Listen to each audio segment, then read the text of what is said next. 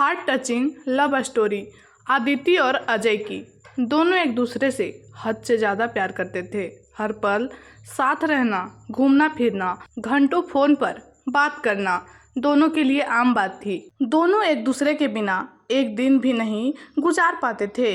दुनिया की नज़र में वह प्रेमी जोड़ी की तरह थे, पर उन्होंने एक दूसरे को कभी प्रपोज नहीं किया था। दोनों एक दूसरे को अपना बहुत अच्छा दोस्त समझते थे और ऐसे ही वक्त गुजरता चला गया। दोनों एक दूसरे के साथ इतने खुश थे कि उनको किसी और की ज़रूरत ही नहीं पड़ती थी। हमेशा एक दूसरे के साथ वक्त गुजारा करते थे।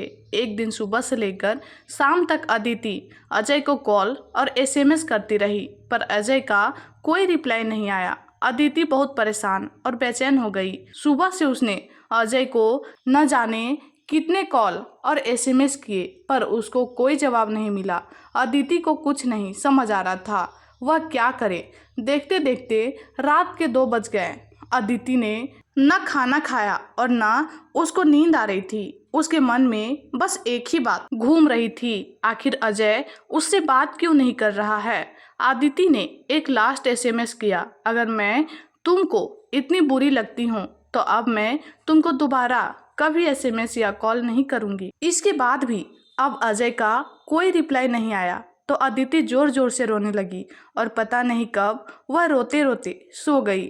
दूसरे दिन जब अदिति की आंख खुली तब उसने सबसे पहले फोन को उठाया और देखा उसमें एक मिस कॉल थी जो अजय की थी। अदिति ने बिना कुछ सोचे समझे तुरंत अजय को फोन लगाया। जैसे ही कॉल रिसीव हुआ वह जोर जोर से चिल्लाने लगी, तुम्हें हो क्या गया है? कल मैंने कितने कॉल और एसएमएस किए, तुमने एक का भी रिप्लाई नहीं दिया।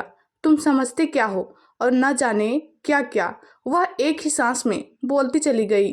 अजय ने बड़ी शांति से उत्तर दिया, देखो कल मैं बहुत बिजी था और मैं अब रोज रोज तुमसे बात नहीं कर सकता। मेरे भी कुछ सपने हैं और मुझे अपने करियर पर फोकस करना है। इतना कहकर अजय ने फोन काट दिया। अदिति के पैरों तले से जमीन खिसक गई। वह समझ नहीं पा रही थी आखिर अचानक ऐसा क्या हुआ जो अजय उससे बात नहीं करना चाहता। वह जोर जोर से रोने लगी और उसके सामने फ्लैशबैक चलने लगा। अजय के इस बदले रूप के बारे में उसने कभी सपने में भी नहीं सोचा था। जैसे जैसे वह बातें याद करती वैसे वैसे उसकी आंखों से आंसू गिरते चले जाते। अदिति की नजरों के सामने अजय के साथ गुजारे एक एक पल की तस्वीर ऐसे घूम रही थी जैसे दोनों कल ही मिले हों, पर यह दोनों जानते थे उनका रास्ता 7 साल से ज़्यादा पुराना है। वह अपने आप को कमज़ोर, अकेली और दुखी महसूस कर रही थी। इससे पहले हर मुश्किल में अजय उसके साथ था, पर इस बार वह अकेले थी और उदास थी। अदिति एक ही दिन में इतनी टूट गई थी कि वह सुसाइड करने की सोचने लगी। शाम के समय अदिति ने हिम्मत करके अजय को कॉल किया।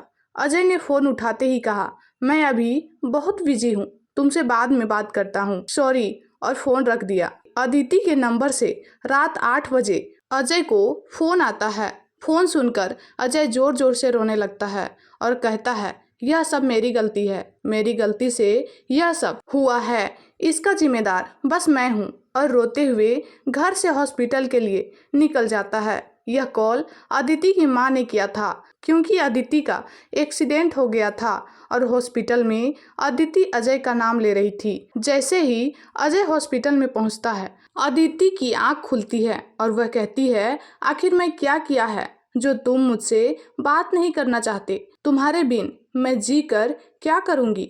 मुझे मर जाने दो। अजय की आंखों से आंसू गिरने लगते हैं और वह कहता है, गलती तुम्हारी नहीं किस्मत की है। मेरे दिल में छेद है और मैं बस कुछ ही दिन का मेहमान हूँ, इसीलिए मैं तुमसे दूर जाना चाहता था ताकि तुमको दुख न हो। अदिति अजय का हाथ पकड़कर मुस्कुराती है और आंखें बंद कर लेती है। अदिति के चेहरे पर सुकून झलकता है और वह अपनी आखिरी सांस अजय के साथ लेती है। थोड़ी ही देर में अजय को हार्ट अटैक आ जाता है और अजय भी दुनिया छोड़ देता है। बहुत किस्मत वाले लोग होते हैं जिनको इस संसार में सच्चा प्यार मिलता है और उससे ज़्यादा किस्मत वाले लोग वो होते हैं जो पूरी जिंदगी साथ गुजारते हैं, दोनों साथ साथ जीते हैं और साथ साथ मर जाते हैं।